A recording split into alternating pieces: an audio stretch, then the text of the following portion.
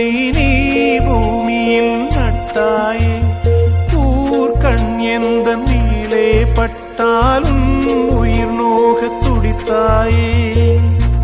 உலகத்தின் பந்தங்கள் எல்லாம் நீ சொல்லி தந்தாயே, பிறப்புக்கும் இறப்புக்கும் இடையில் வழி நடத்தி சென்றாயே. உனக்கே ஓர் தொட்டில் கட்டி நானே தாயாய் மாறிட வேண்டும்.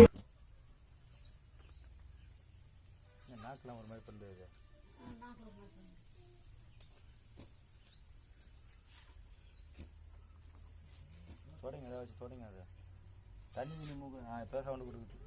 இது ஒரு ரியாக்ஷன் கொடுக்காம இருக்குது, அமைதியாக இருக்குது.